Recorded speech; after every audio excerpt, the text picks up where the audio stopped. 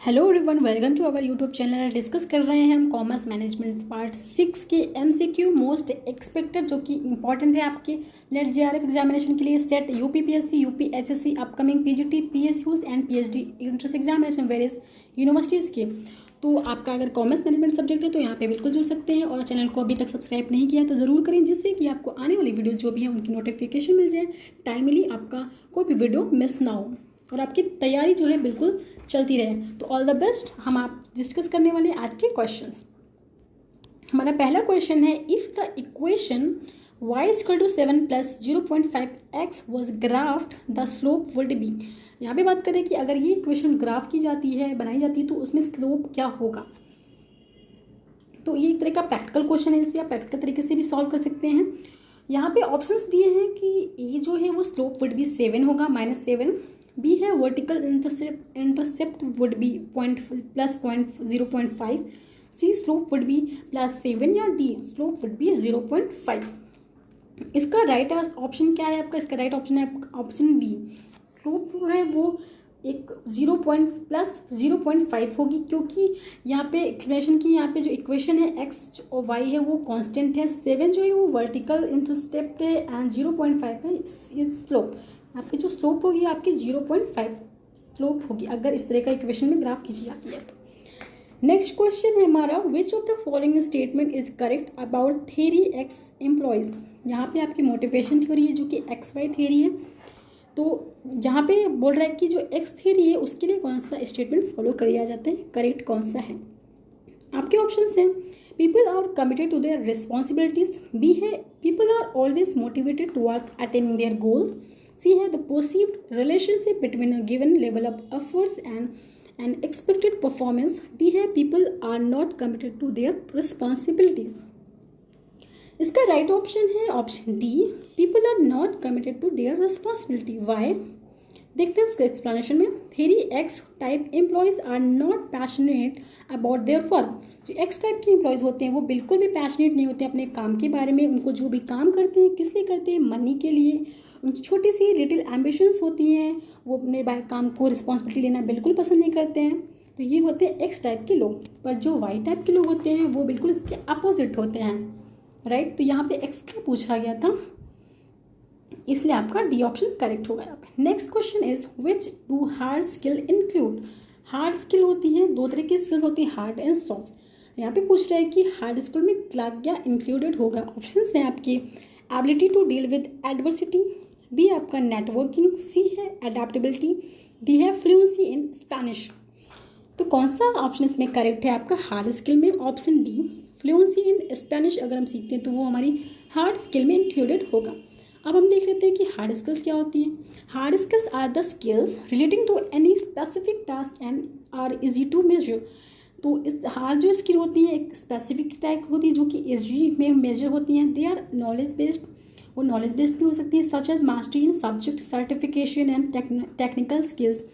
ये किस तरह के फॉर्म में हो सकती है? नॉलेज बेस्ड होती हैं, जिसमें से किसी भी सब्जेक्ट में मास्टरी करनी हो, सर्टिफिकेशन कोई कोर्स हो या टेक्निकल कोई भी स्किल हो, तो वो हम कहते हैं वो हार्ड स्किल होती है। सॉफ्ट स्किल कौन सी होती है? Skill relating to personality like communication and leadership. ये जो सॉफ्ट स्किल होती है हमारी कम्युनिकेशन और लीडरशिप से रिलेटेड होती हैं, जो कि हमारी पर्सनैलिटी से डायरेक्टली फॉर्म करती है। हार्ड स्किल जो होती है एक तरह से टीचेबल होती है, मेजरेबल एबिलिटीज़ होती है। हार्ड स्किल को हम टीच कर सकते हैं, मेजर भी कर सकते हैं कि हाँ आपने कितना सीखा है, आपको कितना आता है। बट सॉफ्ट स्किल जो है उसको मेजर नहीं कर सकते, वो एक तरह का ट्रेट होता है, एक तरह से कि वो हम उसको बस क्वालिटी मेजर में देख सकते हैं कि हाँ which one is a good employ and which one is bad. तो यहाँ पे इस तरह से मैनर्स, एटिकेट, कम्युनिकेशन कैसे है आपका, listening, getting alone with people, काम कैसे कर रहे हैं, तो ये होती है आपकी सॉफ्ट स्किल। इसलिए आपका ऑप्शन डी करेक्ट था। फ्लुएंसी इन स्पेनिश इस तरह से एक ये हार्ड स्किल जो है आपकी एफिशिएंसी है।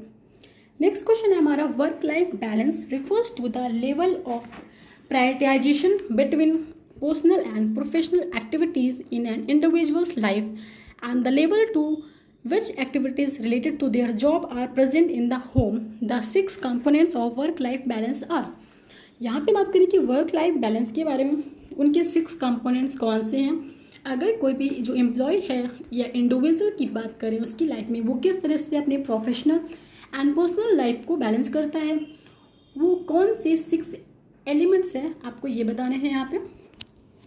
तो इसको पढ़ने से अच्छा है मैं सीधा आपको राइट ऑप्शन बता दूं, क्योंकि बहुत ही ज़्यादा लेंथी है और इससे आपका टाइम बिल्कुल भी सेव होना चाहिए। इस टाइम पे आपको ज़्यादा से ज़्यादा क्वेश्चन करने हैं, रिवाइज करना है।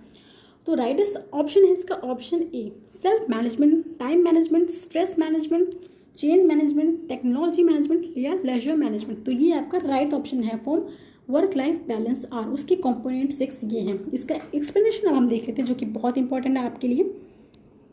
एक्सप्लेनेशन इसका है कि जो वर्क लाइफ बैलेंस है उसके 6 कंपोनेंट होते हैं, ऑलरेडी बता चुकी हूँ। सेल्फ मैनेजमेंट होता है, टाइम मैनेजमेंट होता है, चेंज मैनेजमेंट होता है, लेजर मैनेजमेंट होता है, stress management and technology management.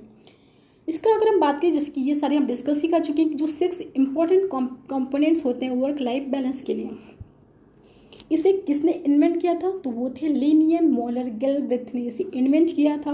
एक तरह से ये आर्टिकल था उनका जिसको उन्होंने ट्रांसलेट किया था फ्रॉम जर्मन में। तो वर्क लाइफ जो बैलेंस है इस तरह से एक इक्विलिब्रियम बन जाता है जो कि between from personal life and career life, यानी प्रोफेशनल, पर्सनल और प्रोफेशनल लाइफ में किस तरह से आप बैलेंस करेंगे, उसका जो फिलोसफिकल बेसिस था वो एस्टैब्लिश किया था आपका लिनियन मोलर गिलब्रेथ ने।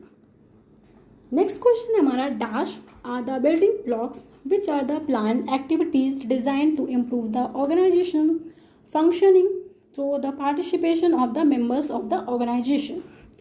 यहाँ पे ऐसा कौन सा बिल्डिंग ब्लॉक्स हैं जो कि ऐसे प्लान होते हैं कि जिसमें कि आपकी जो ऑर्गेनाइजेशन की फंक्शनिंग है इम्प्रूव हो थ्रू किसके द्वारा? पार्टिसिपेशन ऑफ मेंबर्स जो कि ऑर्गेनाइजेशन में है। ऑप्शन है आपके A OD intervention, B industrial relation, C organisational development या डी ऑर्गेनाइजेशनल चेंज। इसका राइट ऑप्शन है आपका ऑप्शन ए ओडी। ओडी क्या है ये हम इसका एक्सप्लेनेशन में देख लेते हैं। ओडी जो है, OD intervention involves developmental activities that are there to improve organizational performance and effectiveness. OD जो इंटरवेंशन होते हैं एक तरह से एक्टिविटीज़ हैं जो कि डेवलप करती हैं या इम्प्रूव करती हैं ऑर्गेनाइजेशन की परफॉर्मेंस को एंड इफेक्टिवनेस को। तो जो ऑर्गेनाइजेशनल डेवलपमेंट ओडी इंटरवेंशन जो होते हैं इस तरह से स्ट्रक्चर किए जाते हैं, डिज़ाइन किए जाते हैं, वो किसी तरह की प्रॉब्लम को सॉल्व करने के लिए इनेबल किए जाते हैं जिससे कि ऑर्गेनाइजेशन है वो अपने गोल को अचीव कर पाए। तो इस तरह के इन्वेंशन में पार्टिसिपेट करते हैं वहाँ की टीम, पूरी ऑर्गेनाइजेशन की टीम मेंबर, जिससे कि सभी की जो मेन फीडबैक है और जो उन्होंने देखा है वो फीडबैक दिए उससे इम्प्रूव किया जाए ओडी डेवलपमेंट, जिससे आपका organization performance better and better होता जाए। यहाँ पे देख सकते हो what the OD intervention technique होती है, एक तरह की बिल्डिंग ब्लॉक के लिए की जाती है। जो हमारा क्वेश्चन था which are the planned activity design to improve the organization functioning through the participation of the members, organization members. इसमें क्या क्या इंक्लूड होता है? टीम डेवलपमेंट जिसमें आपका टीम डेवलपमेंट होते हैं, लैबोरेटरी ट्रेनिंग होती है, मैनेजरियल ग्रेड होता है, ट्रेनिंग होती है, ब्रेन स्टॉर्मिंग होते हैं, कई सारे आइडियाज़ को डेवलप किया जाता है उसमें से फिर कुछ सेलेक्ट किए जाते हैं, and inter group team building. ये होता है आपका OD organizational development intervention technique. Next question है हमारा, the dash regulate the conditions of employment from the stage of entry to the organization to the stage of exit from the organization. ऐसा कौन सी जो यहाँ पे एक तरह से रेगुलेटरी है, कंडीशंस है जो कि एक एम्प्लॉय को जब वो स्टेज में एंट्री के स्टेज में होता है एंड जब वो एग्जिट करता है ऑर्गेनाइजेशन से, तो कौन सा फॉर्म है जो वहाँ पे ऑप्शन में करेक्ट बैठ रहा है आपको देखना है, ऑप्शन से ही चुनाव करना है। ए है कलेक्टिव बार्गेनिंग, बी है standing order, C code of discipline या टी ट्रिपैटी बॉडीज। इसका राइट ऑप्शन है ऑप्शन बी स्टैंडिंग ऑर्डर होते हैं जो कि एक तरह से कंडीशंस होते हैं फॉर द एम्प्लॉयमेंट के लिए, जो कि stage of entry and stage of exit organization के लिए होता है। क्या है ये देख लेते हैं।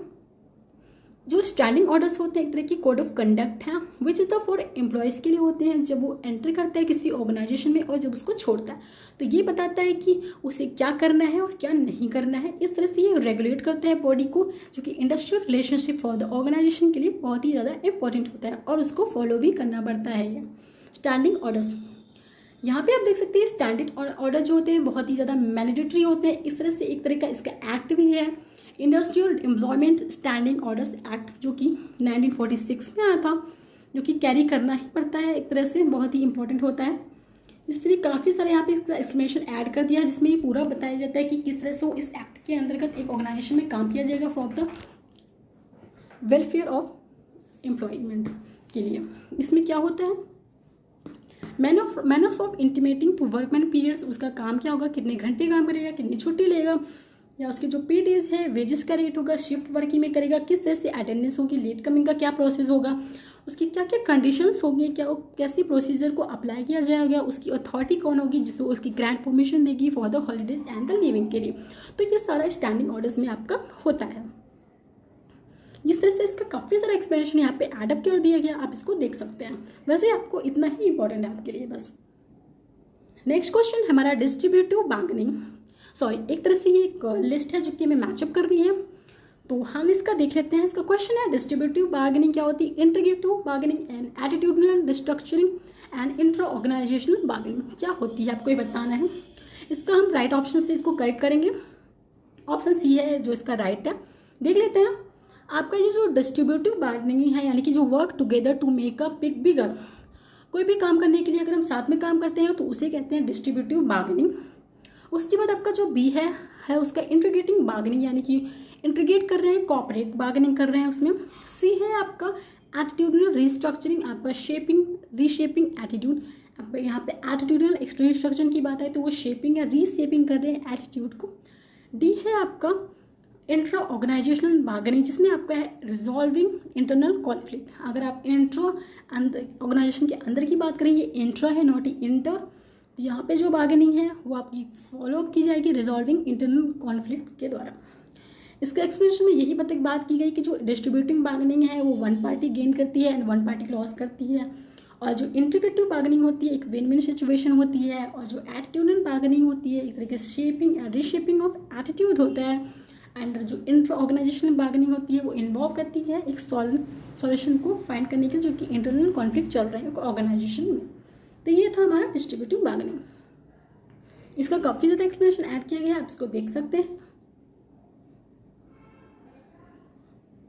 नेक्स्ट क्वेश्चन हमारा which among the following is not a type of strike. Organization में कई बार इंडस्ट्रीज में स्ट्राइक्स भी हो जाती है, यानी कि तालाबंदी की ऐसी सजा आ जाती है कि कोई मांगे उसकी पूरी नहीं कर रहे हैं एम्प्लॉयज़ की, या जो वर्कर्स हैं वहाँ पे, तो वो लोग स्ट्राइक करते हैं। तो इसमें से कौन सा स्ट्राइक का टाइप नहीं है आपको बताना है। फर्स्ट ऑप्शन हैं A economic strike, B sympathetic strike, या सी घेरियो, या डी सेट डाउन स्ट्राइक। तो इसमें से कौन सा स्ट्राइक नहीं है, सी ऑप्शन, जो नाम से ही पता चल रहा है कि जो घेरियो है वो आपका एक इस तरह से स्ट्राइक का जो पार्ट नहीं है या टाइप नहीं है। घेरियो क्या होता है, जो एक तरह से प्रोसेस है जिसमें workers do not allow employers to leave the work place and puts them together huge pressure. एक तरह से एक प्रोसेस होता है जो कि वर्कर्स को अलाउ नहीं करता है उनके एम्प्लॉय तरह कि वो अपने वर्क प्लेस को जल्दी से छोड़ के जाएँ, उनमें बहुत ही अंडर प्रेशर में काम करना पड़ता है, कि बल्कि ये एक तरह से स्ट्राइक की वाली काम नहीं है। इसमें एक अंडर प्रोसेस में आप काम करते हैं बहुत ही ज़्यादा प्रेशर में, और आपको अपनी एम्प्लॉय की परमिशन लेनी ज़रूरी होती है, बट ये एक तरह से स्ट्राइक नहीं होती है। यहाँ पे आप देख सकते हैं टाइप्स ऑफ स्ट्राइक कई सारी टाइप की होती हैं, जैसे कि general strike, pen down, rules down and sit in strike, wild kid strike, go slow and work to rule strike, sick leave and mass casual strike, hunger strike या sympathy strike. जैसे कि आपको नाम से ही पता चल रही है कि किसका क्या एक्सप्लेनेशन होने वाला है। यहाँ पे इसका एक्सप्लेनेशन भी देख सकते हैं कि कौन सी टाइप किस लिए है, काफ़ी ज़्यादा एडअप कर दिया है। नेक्स्ट क्वेश्चन हमारा the ratio use to measure the effectiveness of the use of capital asset in the business. कौन सा जो ऐसा रेशियो है जो कि मेजर करता है कैपिटल असेट रेशियो को, उनकी इफेक्टिवनेस क्या है एक बिजनेस में कैपिटल असेट की, कौन सा रेशियो मेजर करता है। ऑप्शन है A profitability ratios, B turnover ratios और एक्टिविटी रेशियोज, या सी फाइनेंशियल रेशियोज और सॉल्वेंसी रेशियोज, या डी है मार्केट टेस्ट रेशियोज। आपका करेक्ट ऑप्शन है बी टर्नओवर रेशियोज और एक्टिविटी रेशियोज। एक्सप्रेशन की बात करूँ कि जो टर्नओवर रेशियोज होते हैं या एक्टिविटी जो रेशियो होते हैं वो मेजर किए जाते हैं, जिससे हम मेजर कर सकते हैं इफेक्टिवनेस की, जो हम कैपिटल असेट को यूज़ कर रहे हैं बिजनेस में उनकी एफिशिएंसी को मेजर कर सकते हैं। These ratio are usually calculated on the basis of sales और cost of goods sold, are expressed in integrals rather than a percentage. इस तरह से ये इंटीग्रल्स की पार्ट में एक्सप्रेस किए जाते हैं जो कि फॉर्म होता है सेल्स और कॉस्ट ऑफ COGS, के फॉर्म में, जिससे हम मेजर कर सकते हैं अपनी बिजनेस की कैपिटल असेट की इफेक्टिवनेस को। यहाँ पे इसका एक्सप्लेनेशन को ऐड कर दिया है, आप इसको चारों ऑप्शन के एक्सप्लेन यहाँ पे देख सकते हैं। नेक्स्ट क्वेश्चन है हमारा, which statement is correct about the flow of fund. Flow of fund आपने देखा होगा, हमारा जो एक मैनेजमेंट अकाउंटिंग का पार्ट था, फ्लो ऑफ फंड, इसमें क्या कौन सा ऑप्शन करेक्ट है उसके लिए आपको ये बताना है। ऑप्शन है fix asset change into current asset और current asset change into fix asset. B है fix asset change into fix asset. C है current asset change into current liabilities.